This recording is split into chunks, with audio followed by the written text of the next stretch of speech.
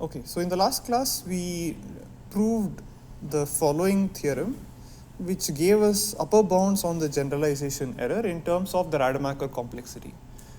Right, so given any arbitrary hypothesis class, and for any supervised learning problem where the loss is bounded between 0 and 1, we showed that the probability that the risk or the generalization error is so with probability at least 1 minus delta, the generalization error is at most the empirical risk plus some quantity, where the first term is 2 times the Rademacher complexity, and the second term purely depends on delta and n. Right. So the second term, as we saw, is something that we get from concentration arguments, whereas the first term is essentially the expected value of the supremum of R minus Rs of h. All right. So that gives us a bound on the generalization error, but we still don't know what kind of hypothesis classes have Rademacher complexity that is decaying in n. Remember that for the hypothesis class to be pack learnable, we would like this particular quantity to go down to 0 as n tends to infinity. Clearly, for any arbitrary delta greater than 0, the second term or whatever the third term on the right hand side goes to 0 as n tends to infinity. But for now, if this term also goes to 0 as n tends to infinity, then we are done. It means that the hypothesis class is pack learnable. And if it does not go to 0, then consequently it means that it is not pack learnable. But in general, the Rademacher complexity is something that is hard to compute for an arbitrary hypothesis class. So we resort to upper bounds. And we'll see 2 such upper bounds. So we'll see a sequence of upper bounds. We'll first bound the Rademacher complexity by something called the growth function, which is going to be, which will naturally lead to the VC dimension. All right. So, but for that, I'll make use of the following little observation that we made towards the end of last class, where we specialized the result to the binary classification problem. So if you look at the Rademacher complexity for binary classification with 0-1 loss, then the empirical Rademacher complexity is equal to this particular quantity, the empirical Rademacher complexity of h. Right? And similarly, the Rademacher complexity of the hypothesis class for binary classification with 0-1 loss is equal to half of the expectation of the same quantity that we had over there. All right. So why is this particularly useful? It's because we'll make use of a particular result that takes advantage of this specific structure of the Rademacher complexity. All right. So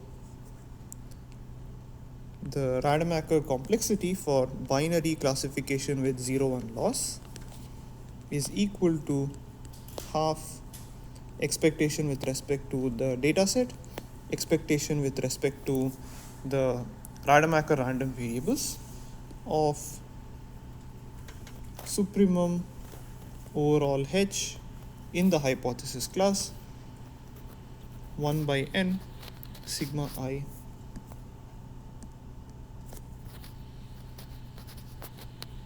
sum I equal to 1 to n sigma I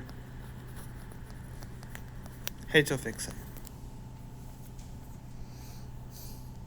All right.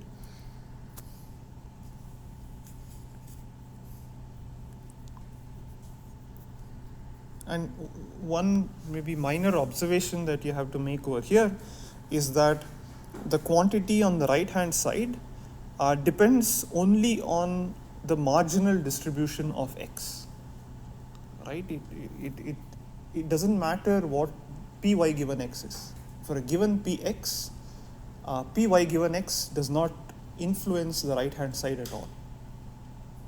All right, and it's kind of natural to expect, because what we are trying to see is a measure of complexity of the hypothesis class, not of what the ground truth is. All right, but still the right hand side is a quantity that depends on the distribution px. In contrast, if you think about the definition of the VC dimension, that has nothing to do with distributions. Right? It's some combinatorial property of the class of functions. That's it. Whereas here, this is a distribution dependent parameter. Right? So you want to bound this for every distribution px. So for this, I'll define the so-called growth function.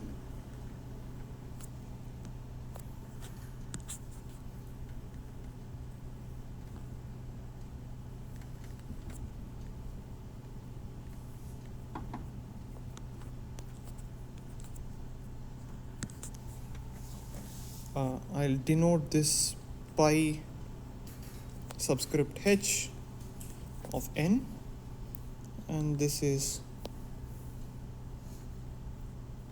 max, or let me say supremum,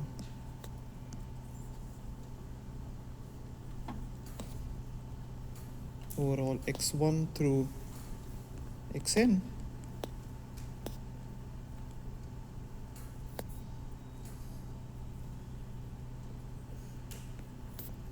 of the number of possible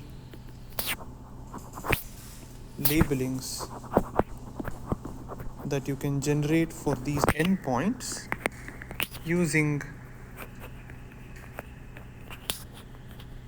the predictors in H. No, we are not. We're always, right now we're only talking about agnostic pack learning, right? The fully general case. The realizable case was essentially just useful in getting the lower bound. So if the VC dimension is infinite, basically what we needed that for was that if the VC dimension were infinite, then it is not pack learnable, and therefore it is not agnostic pack learnable. But whenever we are deriving these so-called achievability results, we are doing it for the more general case of agnostic pack learning.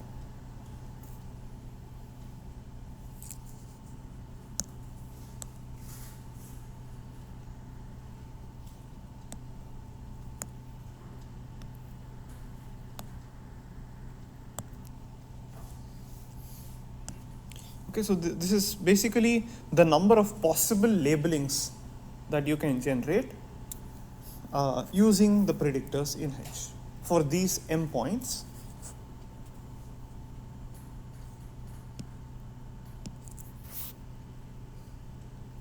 So for a given x1 through xn, this is the number of distinct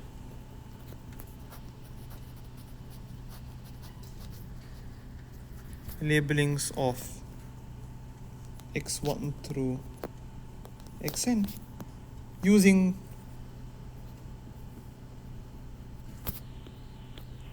predictors in the hypothesis class H. Right? This is also called the number of dichotomies.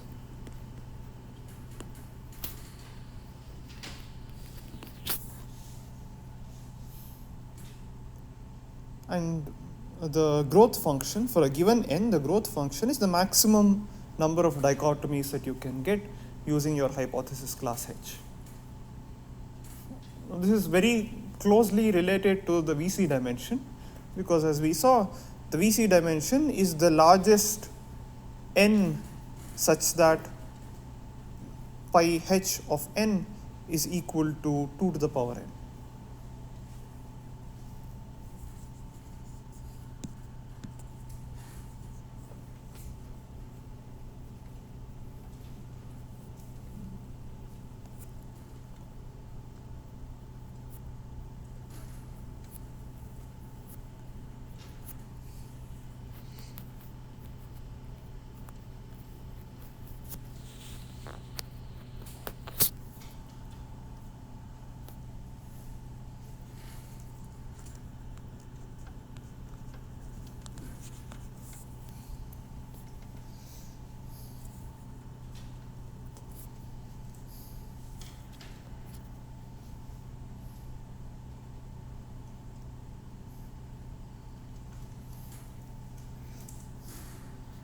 Okay, so the first upper bound on the Rademacher complexity will make use of the following result that I will not prove.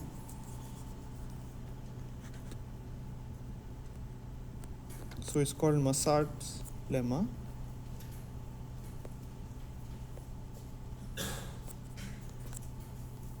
And it's purely an analysis type of result. It says that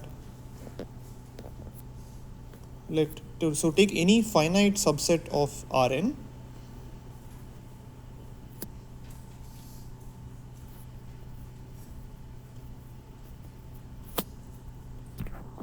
and define R to be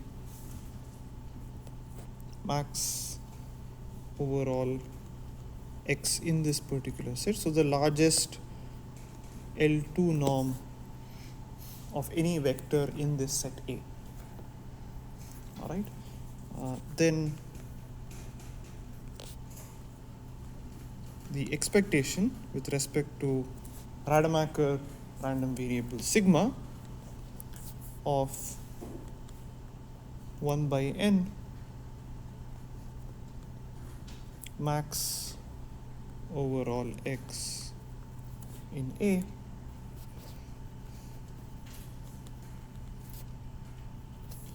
sum I equal to 1 to n sigma I xi is upper bounded by R times square root 2 log the size of A whole divided by n.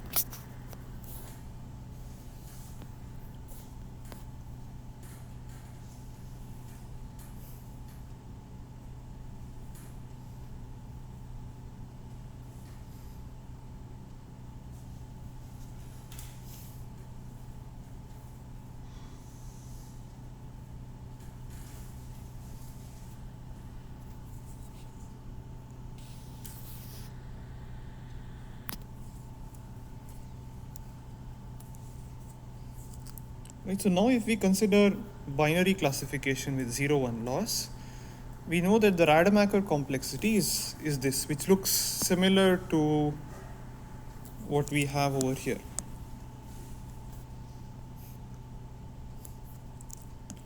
So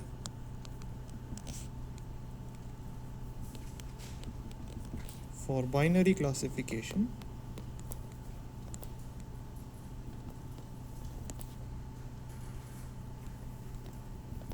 with 0-1 loss, the Rademacher complexity of the class is equal to expectation with respect to S, there is a half, expectation with respect to sigma of supremum H in H summation sigma I H of xi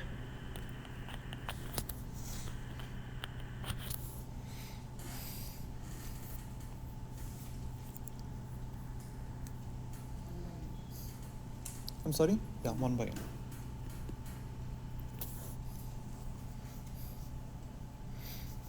All right, which is nothing but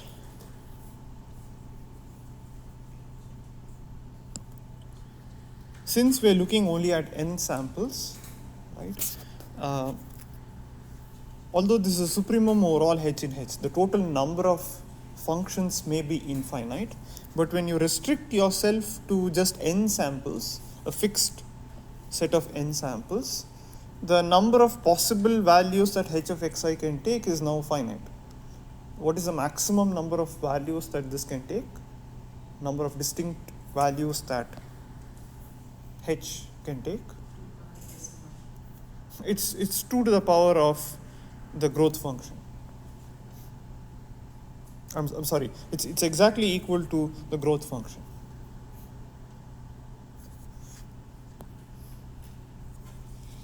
Right, so you can think of the following.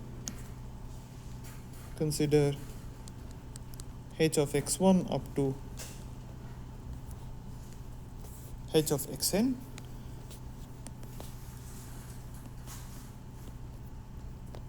Although the total number of h in your hypothesis class is infinite, since you are taking only n samples, the number of possible configurations that this can take is at most 2 to the power m. It can't exceed 2 to the power m, but it can even be smaller, and in fact it can be at most the growth function by definition. Right? So you take, so this is precisely our definition of hxn.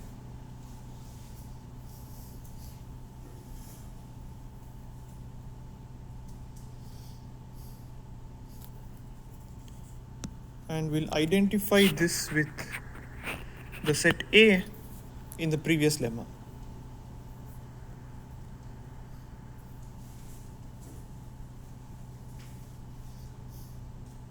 Right, so this will be our set A.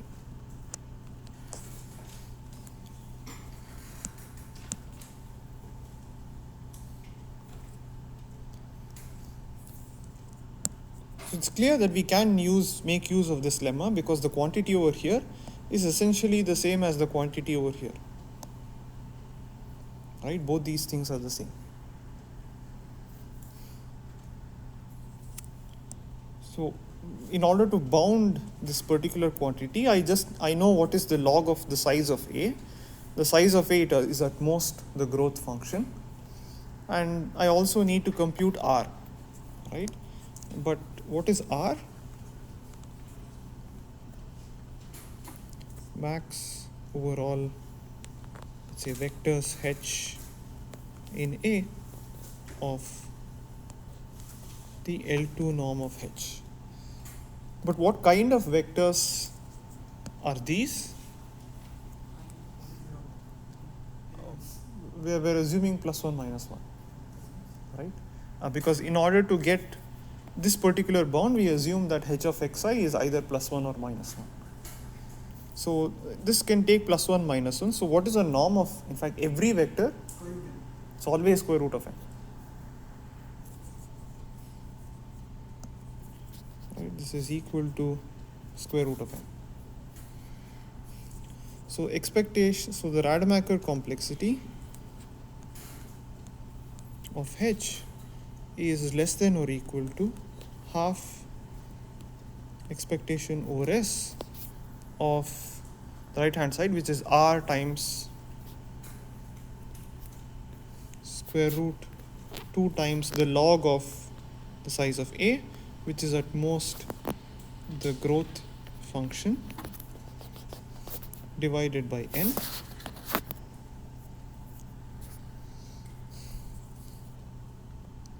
So this is less than or equal to expectation. Since the right hand side doesn't really depend on s, I can get rid of the expectation. This is just square root of the growth function divided by 2n.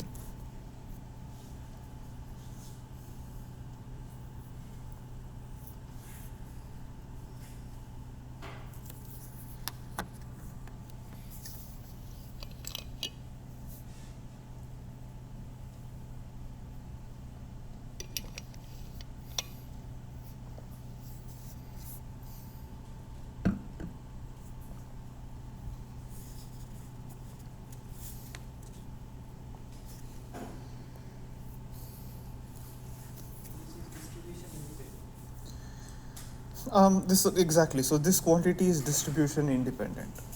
It doesn't depend on px anymore. So we got rid of the distribution, but then this is some function that depends on n. So you would perhaps need to evaluate this for every single n. So it's not easy to use. The good thing is that we got rid of the distribution. The bad thing is that now I need to know how pi h of n depends on n, which is not straightforward. right? Because it can behave very weirdly. But anyway, for now, let's just record the kind of generalization bound that we have.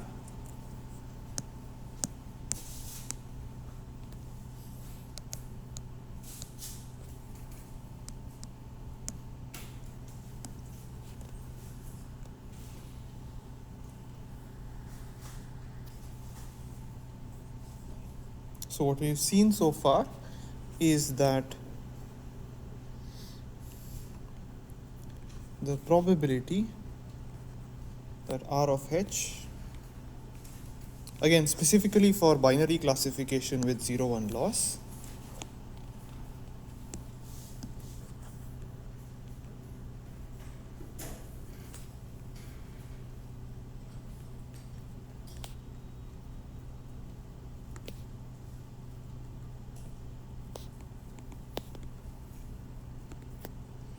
the probability that R of H is greater than or equal to Rs of H plus square root pi H of n divided by 2n. There's another 2 over here, 2 times pi H divided by 2n plus square root log 2 over delta whole divided by 2n is at most delta. I just plugged this into the bound that we had using Rademacher complexity.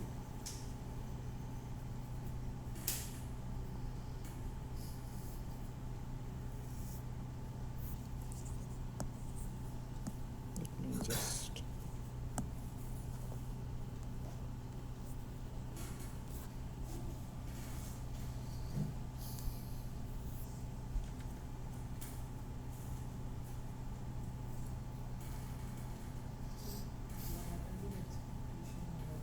which one? Over here?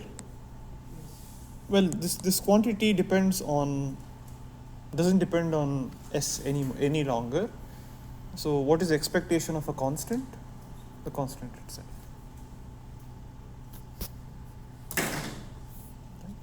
Any other questions? So this is nice, but ultimately we still need the bound that I promised, that is a bound in terms of the Rademacher complexity, which we know how to compute, at least for some simple hypothesis classes. Now even if I gave you just a set of threshold functions, right, it may or may not be easy to compute this growth function. Or maybe for that case it's easy, but let's say hyperplane classifiers, it can get very complicated. Computing the growth function may not be easy.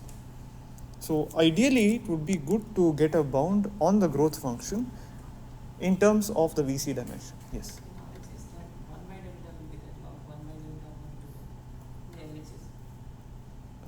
Correct. That's right. It should be a 1 over delta. Thanks.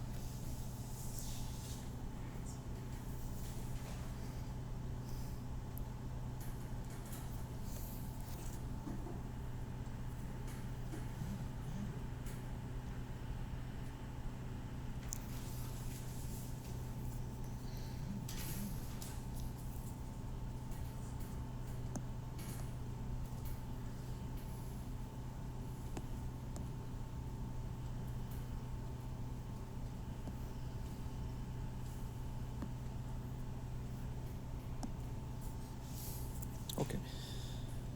So for this, we'll make use of the following combinatorial result called the Sauer-Shelah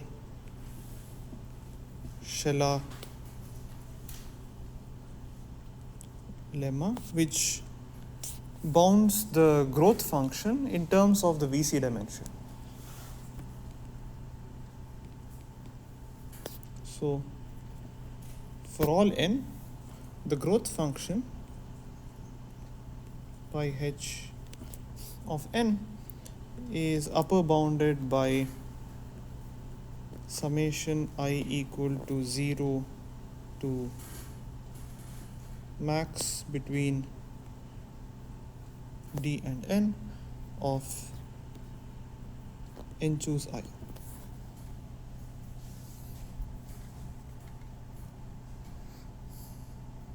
So the sum of binomial coefficients where d is the VC dimension.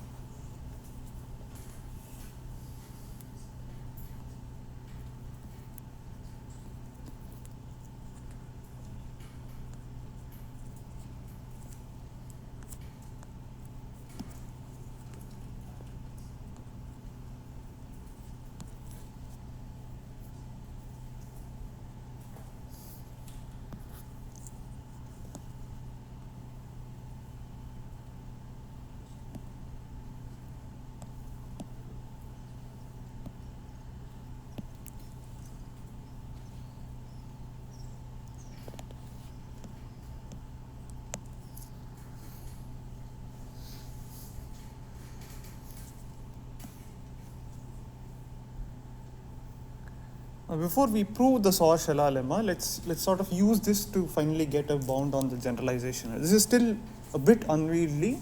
I can now essentially I can use this to I can plug this in to the bound that I have over here, but we'll simplify this combinatorial quantity a little further.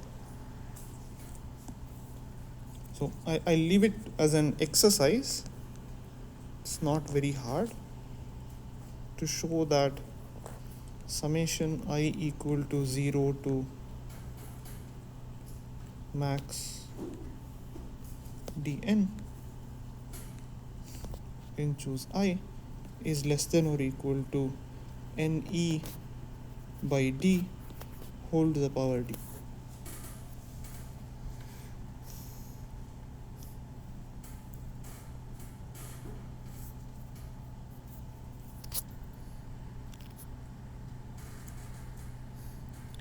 So if I use this bound in the above,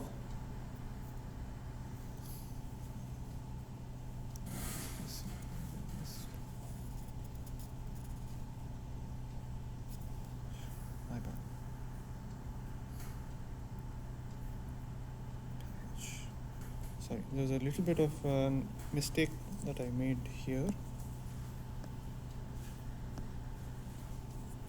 So this bound had the log of the size of A, so there's an error that kind of percolated. So everywhere there should be log of pi h of n. Right.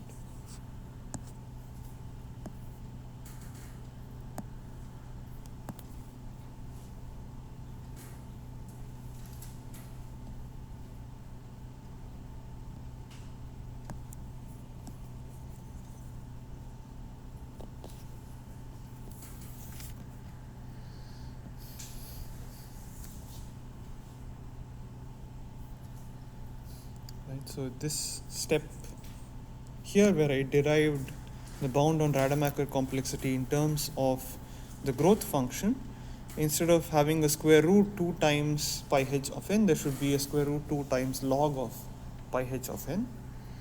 So the overall bound on the Rademacher complexity for binary classification is square root of log pi h of n by 2n.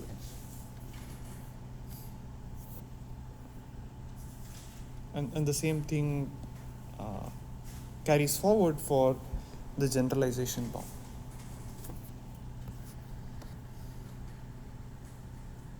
Okay, so now if I plug this back in, I have the following result.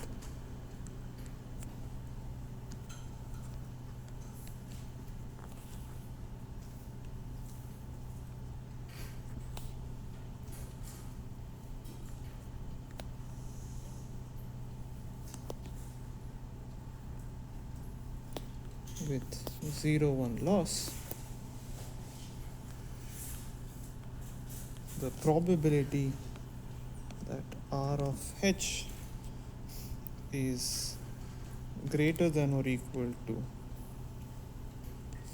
rs of h plus square root 2 log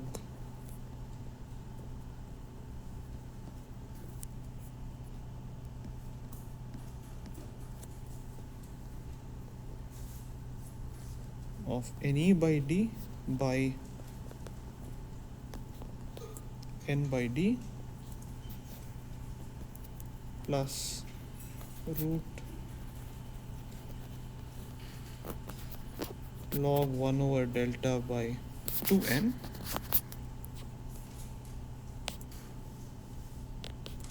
for any h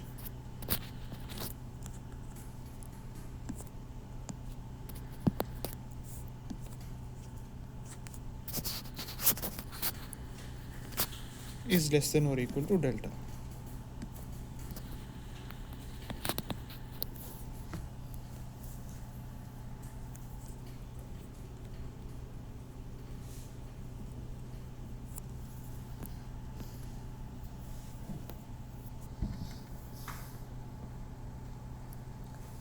Right, so this clearly says that if the VC dimension is finite, then the hypothesis class is pack learnable, and in fact the generalization error can be bounded as follows. With probability at least 1 minus delta, the generalization error is going to be less than or equal to the empirical risk plus this quantity that depends on the VC dimension. In fact, it essentially depends on N by D.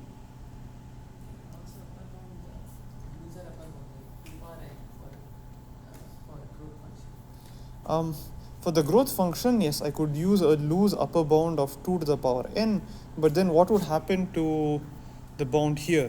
So 2 to the power n would mean that log pi h of n is just n. N cancels out, which is the biggest problem, right? Then this quantity is a constant. But ultimately, if I want to show that something is pack learnable, I want this quantity to go down to 0 as n tends to infinity. Right? Which is why I want to show that the growth function, essentially put another way, what we want to show is that the growth function grows sub-exponentially in n. Right? If the growth function increases exponentially in n, then it means that the hypothesis class is not pack learnable, which is precisely what the intuition that we had with the VC dimension. Right? If you can generate all possible configurations all the time, then it's impossible to learn. In fact, this tells you something a little stronger than that, which is that if you can generate an exponential number of configurations for every n, then it means that it's not pack learnable. The number of configurations should increase sub-exponentially with n. Right? In fact, in this case, it's only polynomial in n. And D is a term that is independent of n. That's the thing to keep in mind.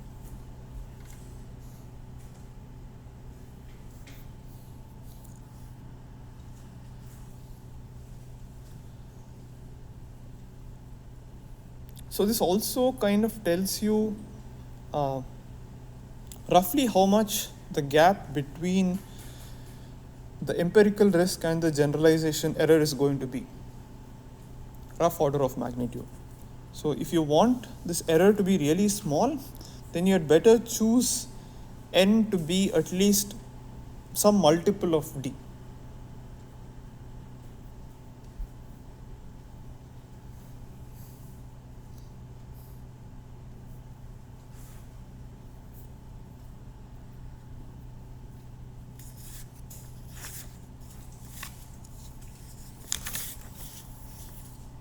So in fact, this bound on the generalization error is also nearly tight. When I say nearly tight, it's up to logarithmic factors.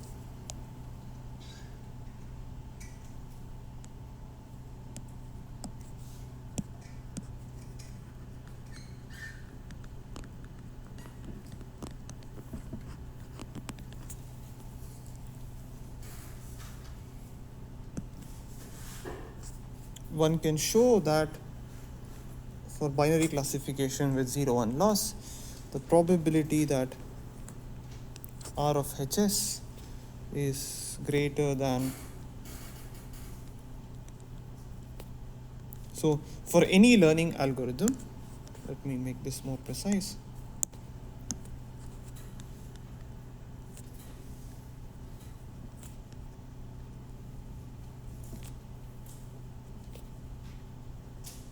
Algo that outputs Hs, R of Hs is going to be greater than R of H star plus square root of d divided by some constant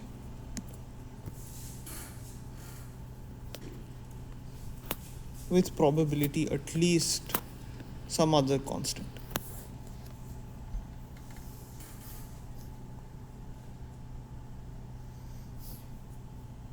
Right?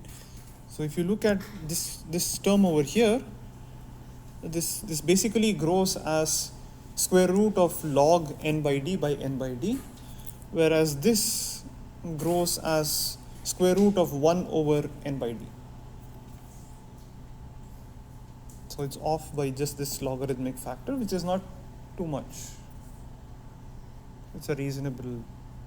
So in fact, this means that the VC dimension not just tells you whether the hypothesis class is pack learnable or not, it also determines the rate of convergence. Because you have both an upper bound as well as a lower bound.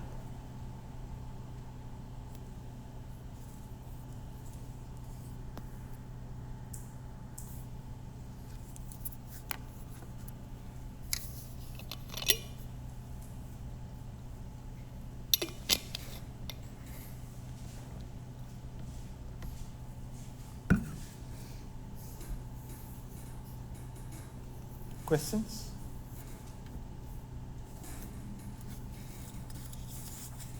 So can I repeat that point that you said something has to be sub-exponential, not exponential? So if you go back to this statement over here, right? We proved a generalization error bound on for the hypothesis class in terms of the growth function, right? Now, if we want to say that this hypothesis class is pack learnable, then we have to make sure that this quantity tends to 0 as n tends to infinity.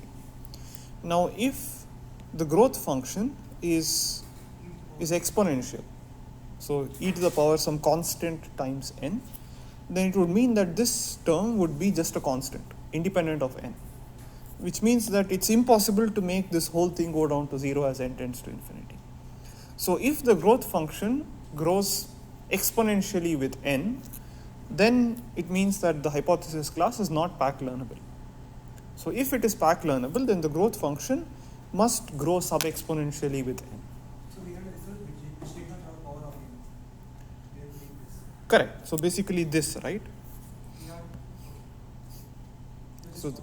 So the growth function is upper bounded by this combinatorial quantity, which is then upper bounded by this quantity, which is just a polynomial in n. And the degree of the polynomial is basically the VC dimension. Right? Any other questions?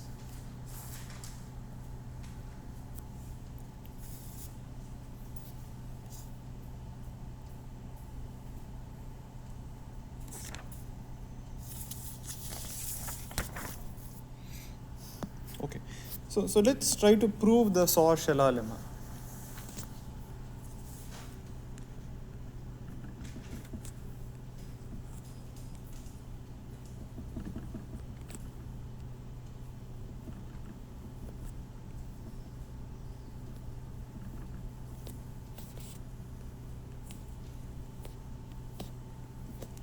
So first, let's observe that for n less than or equal to d,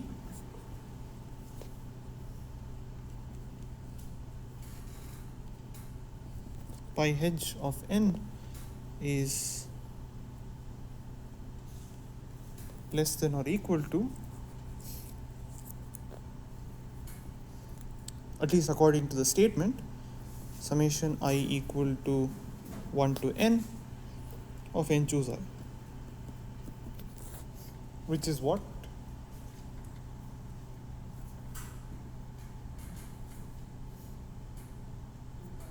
It's just 2 to the power n.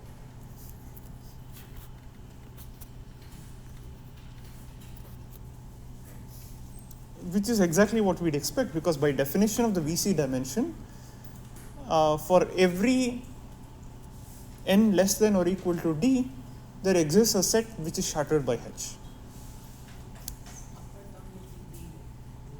Which one? So it's max of n comma d. Oh, I'm sorry. That's a very good point. This should be min.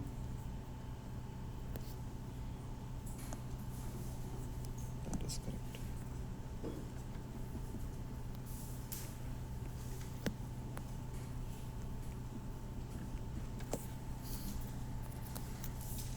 Yeah. Thanks for catching that. So this min of n comma d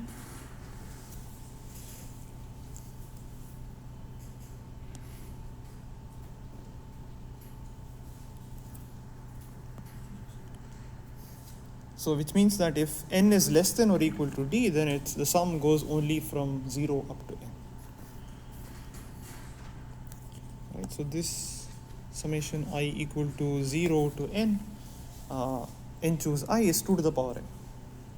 Correct? Okay, so that's true. Now, another way, to put another way, you can also say that this is equal to the number of subsets of xn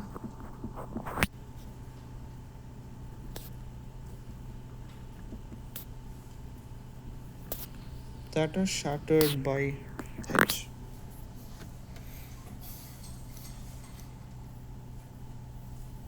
All right, because so where xn is a, so let's say that xn is a set that is shattered by h, right? How many? So let's make that observation more precise. So if some set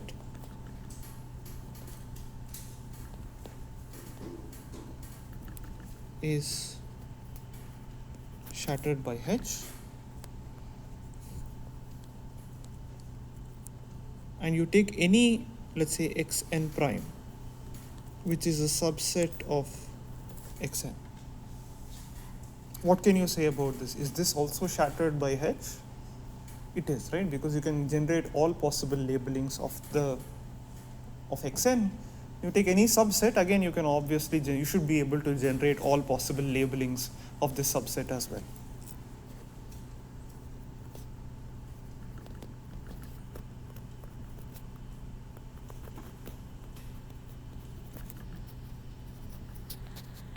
Shattered by h. So what is the number of subsets of n elements? It is 2 to the power n, which is also n choose 1 plus n choose 0 plus n choose 1 plus n choose 2 and so on up to n choose n. Right? Again, this seems like a trivial statement to make at this point, but I want to generalize this for n greater than d. All right? My claim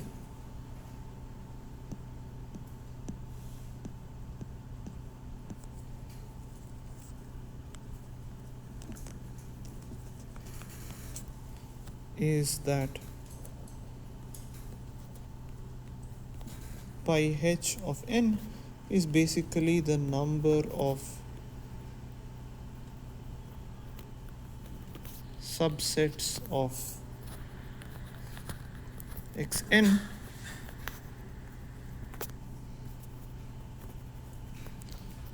that are shattered by H. Right? So if that's indeed the case, right, or let me put it another way, it's at most the number of subsets of Xn that are shattered by H. Okay, for any arbitrary Xn, that's the largest value that this can take. Okay, so maybe if I want to be more precise,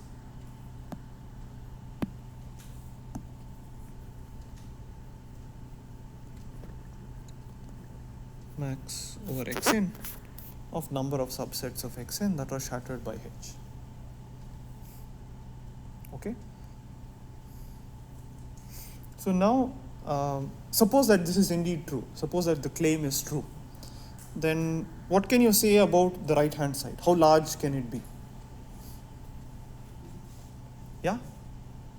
The size of the largest shattered set is D. Right? That's by definition the VC dimension. Correct? So, which means that if I take Xn, where n is potentially greater than D, right? If n is greater than D, and the total number of subsets of these n elements is 2 to the power n, but since the size of the largest set, the size of the largest set that is shattered is D, the right hand side is basically the collection of all possible subsets of Xn of size at most D. Right. Now it doesn't mean that for a given Xn all subsets of size less than or equal to D are shattered by H. Right. But in the worst case, this can be all possible subsets of size less than or equal to D, which is less than or equal to number of subsets of Xn of size less than or equal to D, which is exactly what we had here, which is exactly the Sauer-Shelah lemma.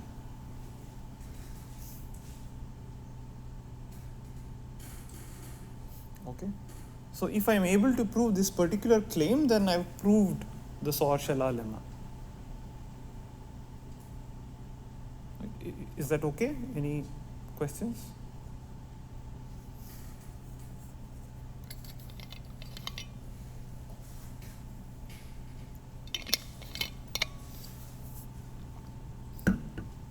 And the proof is just via induction. So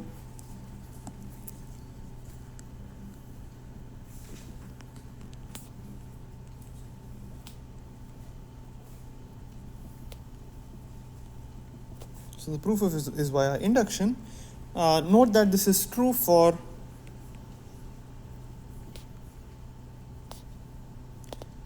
n equal to 1, d equal to 0, and n equal to 1, d equal to 1. So what does d equal to 0 mean? The VC dimension equal to 0. When can that ever happen?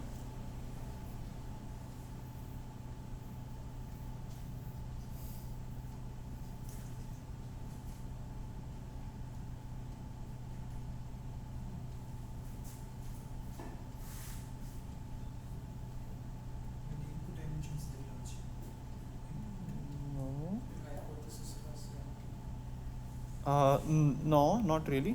D equal to 0. The size of the largest shattered set is 0, right? Which means that no set is shattered. It means that there's just a trivial labeling for every single point. So every point, so take any point in your space, in your domain, it always gets the same labeling. It doesn't matter which function from the class you choose, it just gets the same labeling, right? And in this case, again, pi h of n is just 1, right? It's at most 1. The second case, n equal to 1, d equal to 1, which means that d is equal to 1, but you're taking only 1 point. So how many possible labelings can you generate?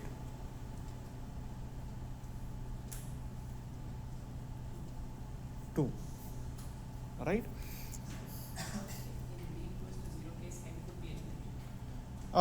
When d equal to 0, what do you mean n could be anything? Correct. Correct. Correct. Correct. It's true. But for now, it's enough. This is enough for me to proceed. Right? So similarly, n equal to 1, d equal to 1 means that the growth function is 2. Right? But what are the number of possible subsets of size less than or equal to 1 of a single element? Is 2. The empty set and the element itself. So 2 possible subsets. So at least the statement, this upper bound, the Sauer-Shelah lemma is true for n equal to 1, d equal to 1, and n equal to 1, d equal to 0. So for the induction step, let's assume that the lemma is true for n d minus 1 and n minus 1 d minus 1.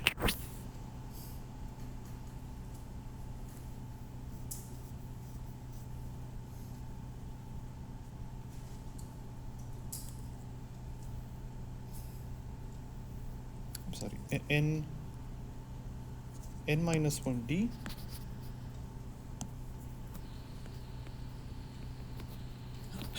and n minus 1 and n d minus 1.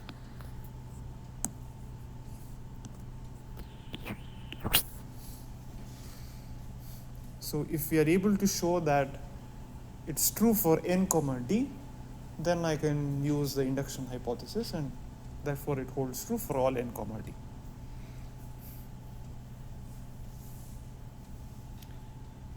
All right. So for this, I'll let's start with, so given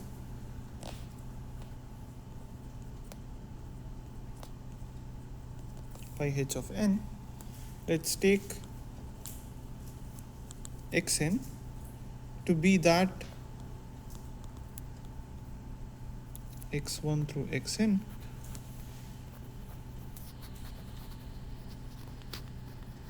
that basically achieves pi h of n. So remember that pi h of n is that x1 through xn that gives you the largest number of possible labelings using h. Right? Or in other words, if n is less than or equal to d, then xn is one set which is shattered by h.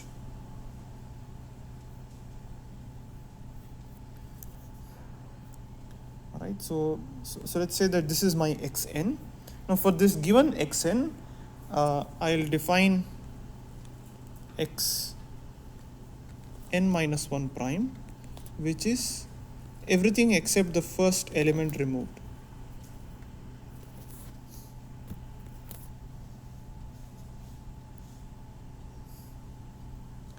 Okay, I've removed the first element from this. I'm keeping the remaining elements.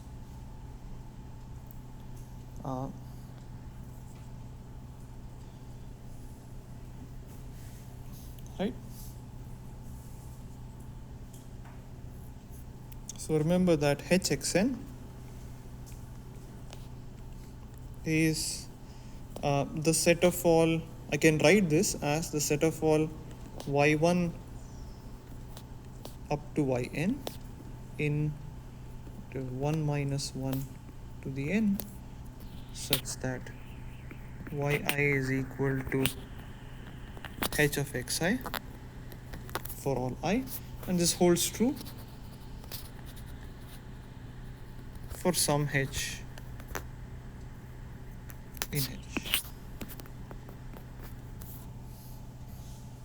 Right? It's all possible labelings that can be generated of x1 through xn. With the number of possible distinct label configurations for these endpoints. All right. So earlier, basically, I defined this as h of x1 through h of xn. I'm just calling them y1 through yn, such that yi is equal to h of xi. It seems like additional notation, but you'll see why this is helpful.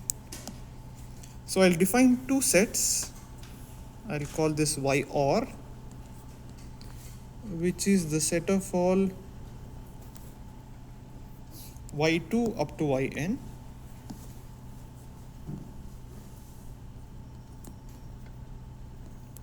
up to yn in 1 minus 1 to the n minus 1, such that 0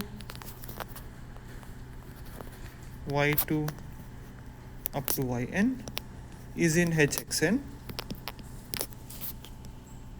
or 1 y2 up to yn is in hxn.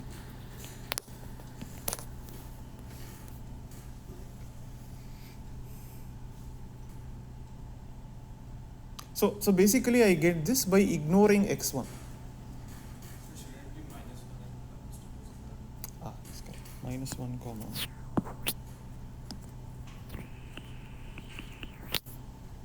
Correct. So essentially I'm just ignoring what happens to x1. I don't care. All right. And I'll define y and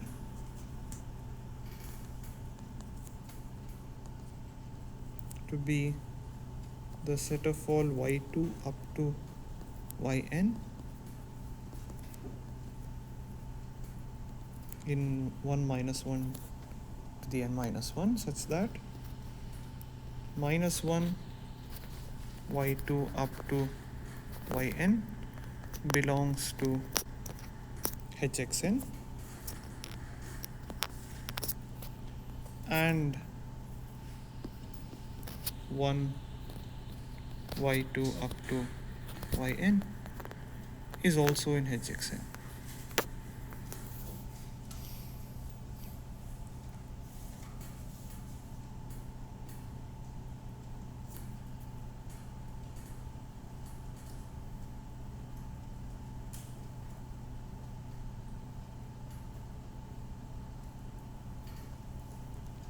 So first let's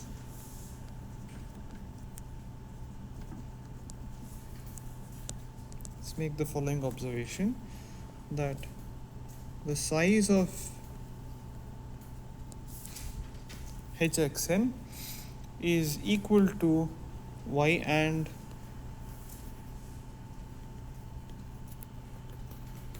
plus, this is basically the growth function,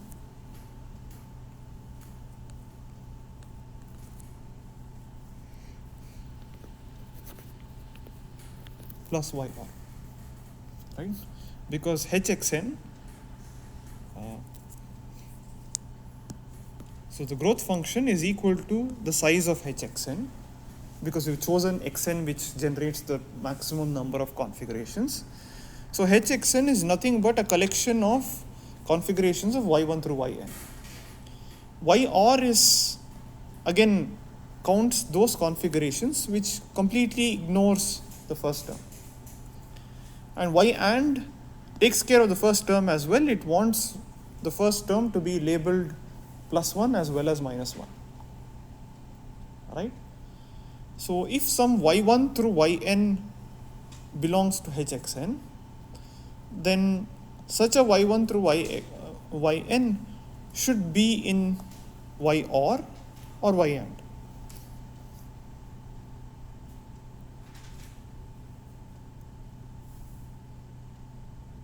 Right? Maybe the following is easier to see, that this is less than or equal to y and plus y or. right?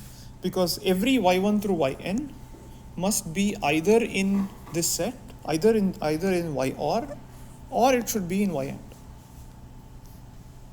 right? Because when you append h of x1, that can take either +1 or -1 for a given h, and therefore either this should happen or this should happen. Is that okay?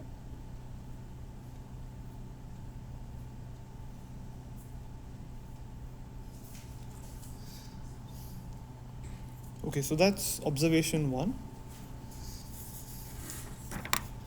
The next is, let's try to bound each of these terms, right? What is, yeah,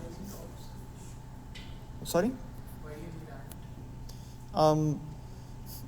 Because this is a subset of just y2 to yn, right? That's why I need the and as well.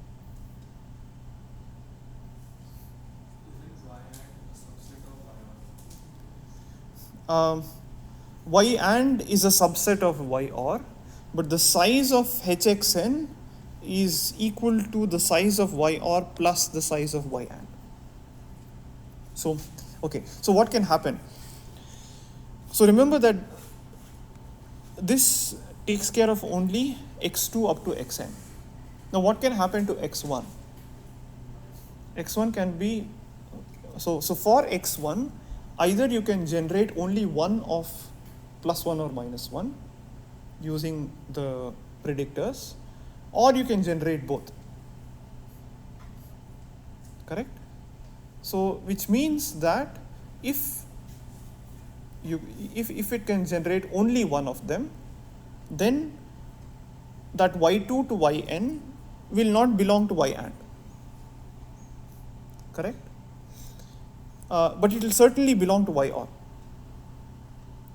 But if for the first element you can generate both +1 and -1, then that y2 to yn will belong to y or as well as y and, which means that you're counting 1 for y or as well as 1 for y and, which is 2, because you can generate +1 y2 to yn as well as -1 y2 to yn. It's equal to, yeah, exactly.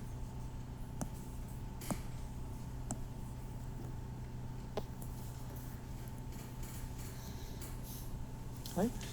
Okay, so now let's bound each of these terms. Let's start with y or.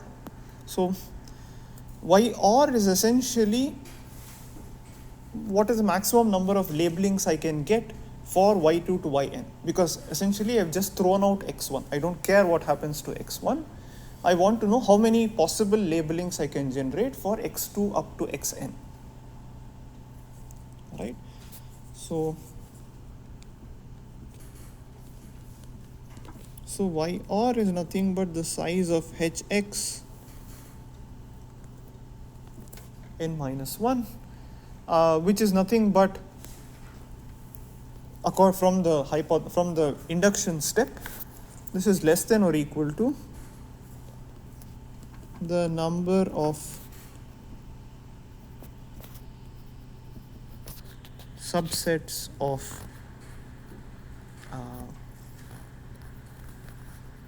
xn if I remove x1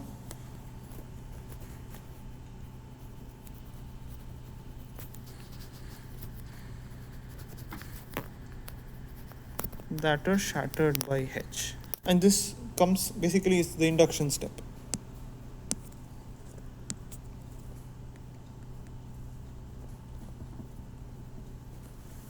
Because we assume that the statement is true for n minus 1 comma d.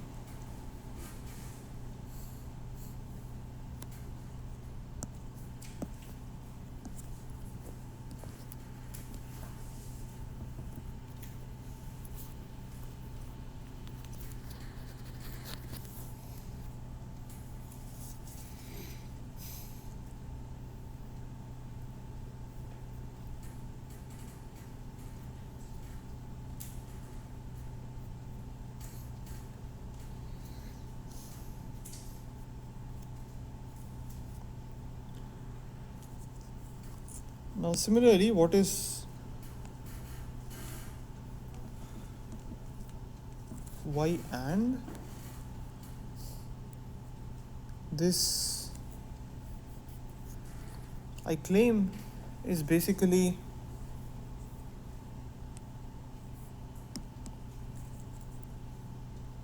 again less than or equal to the number of subsets that are shattered by number of n minus 1 size subsets that are shattered by H, but with some other restriction. That is, x1 is also shattered. x1 also belongs to the shattered subset.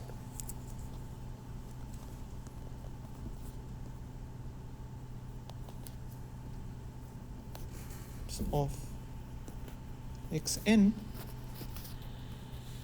that contain x1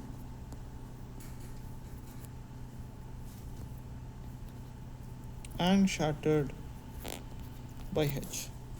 So y or basically is used to count the number of subsets of x1 through xn minus 1, where all elements, the subset that does not contain x1 is shattered. So count all the subsets excluding x1 that are shattered by H, whereas y and takes care of all subsets of xn which contain x1 that are shattered by H. So which one? Upper bound, I don't care. I mean, it need not be, because I don't know that all subsets that contain of xn that contain x1 are shattered by H. Right? Whether y and is indeed that set. Because even in the induction step, I'm only assuming an upper bound. When I say that true for n minus 1 d minus 1, n minus 1 d and n d minus 1, I'm assuming that it's only the upper bound that is true.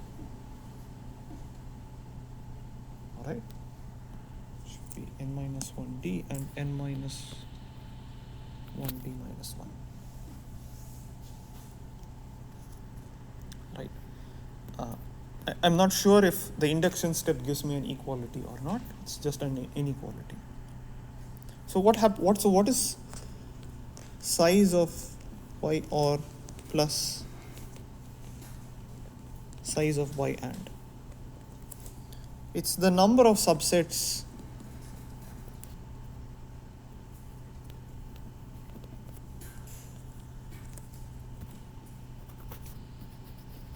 of xn that are shattered by H.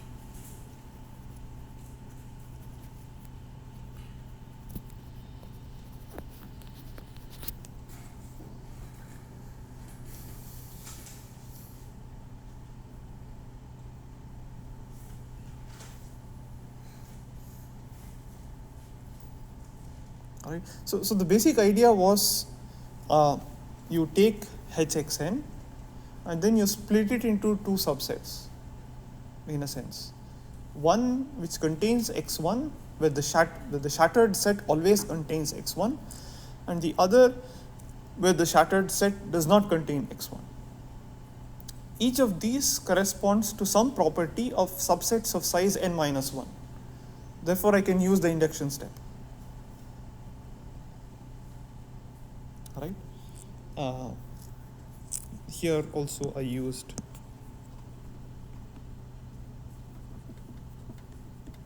induction that it was true for n minus 1d. In this case it was n minus 1d minus 1, because I don't care what happens to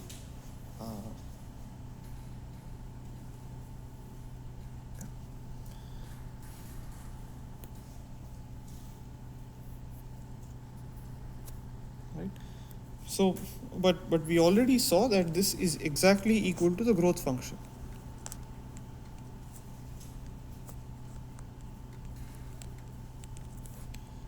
So the growth function is at most the number of subsets of n elements that are shattered by H, and the maximum, so therefore it is less than or equal to the number of subsets of Xn of size at most d, because only subsets of size less than or equal to d can be shattered by H, because the VC dimension is d, which is less than or equal to summation I equal to 0 to d n choose I.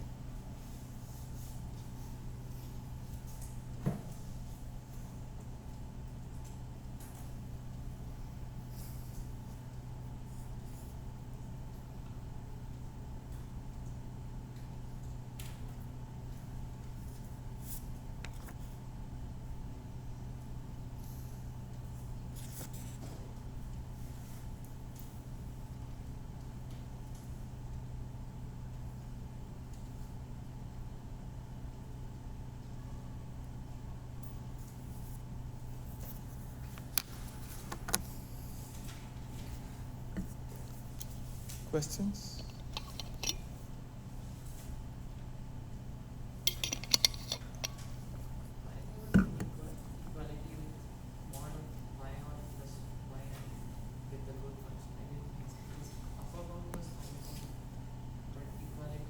Okay, so basically what are we doing? We are counting all those sequences which belongs to Hxn, right?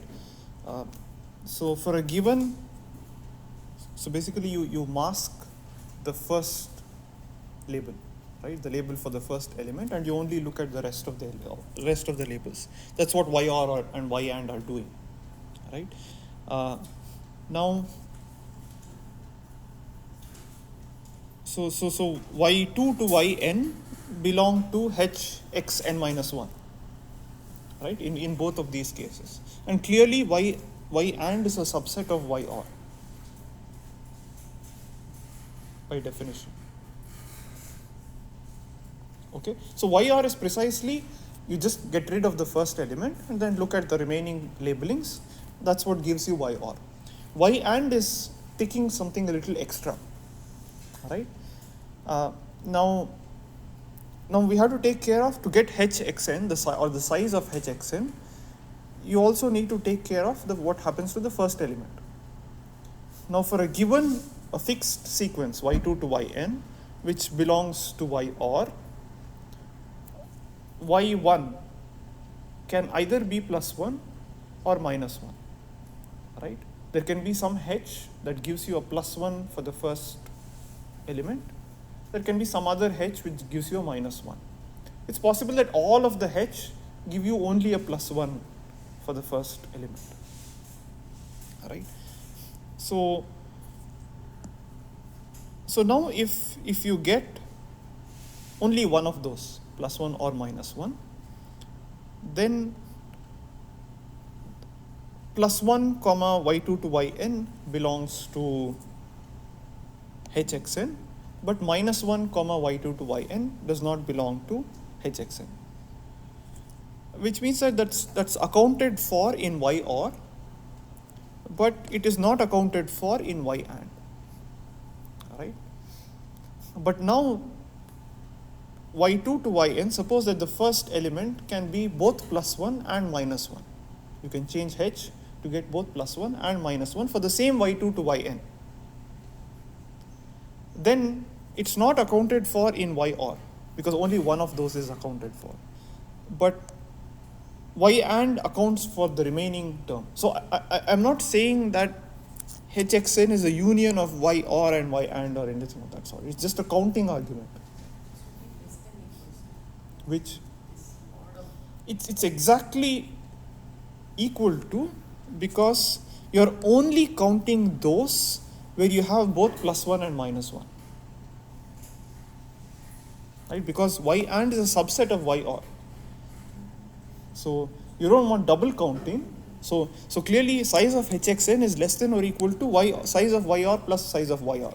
So if you take that y1 can be both +1 and -1, a loose upper bound would be size of hxn would be less than or equal to size of yr. But then you would be double counting those where the label can only be +1 or only be -1. To avoid that double counting, you only add the size of y and. Okay. Any other questions?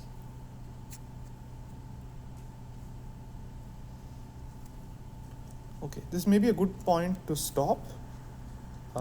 So just to summarize, basically now we have a generalization bound which is purely dependent on the VC dimension, which is something that we can compute for a given hypothesis class. Right? So now if somebody gives you a hypothesis class, first step is to find out what the VC dimension is, or at least find whether the VC dimension is finite or infinite. And using that, you can now say something about the generalization error. All right. You can also say, suppose you want an error of at most something. Let's assume that you're in the realizable case, just to be simple. Then it means that now you can upper bound the maximum error that you can possibly get, because Rs of h would be equal to 0 in the realizable setting. So R of h would be at most this particular quantity, right, with probability 1 minus delta. So if you can compute the VC dimension, then you have a handle on how many samples you need in order to get a target generalization error, right, in terms of the empirical error.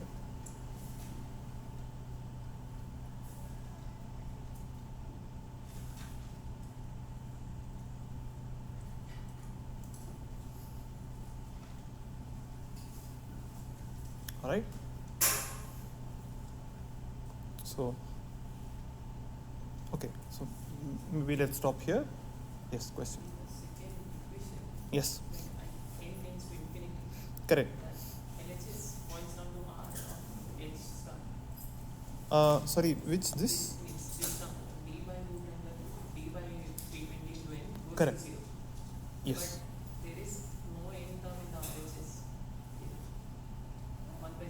No, there isn't, because it's a lower bound, right?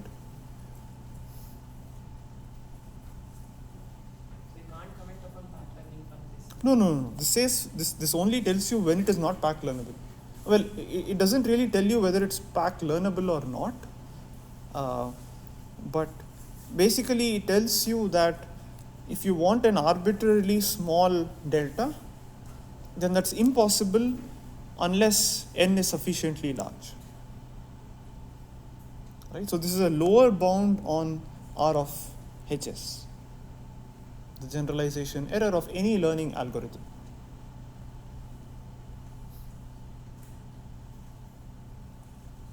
Right? Because this quantity, suppose I take the empirical risk minimizer, then this quantity is lower bounded by this, but is upper bounded by this. Right? Where this Rs of h is the empirical risk corresponding to the empirical risk minimizer. So now if you know the value of the VC dimension, and let's say you run the empirical risk minimization algorithm, then you also have in some sense, you have a high probability upper bound on the generalization error of the empirical risk minimizer. It can be at most this, of course, with probability 1 minus delta. Right? So you have some confidence guarantee as to how good your empirical risk minimizer is going to be. And you know that it's not off by too much because there's also a corresponding lower bound. You can't do any better than this. Correct, with probability 1 by 64.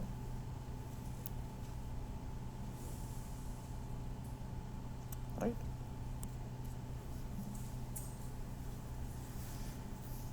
Okay, let's stop here.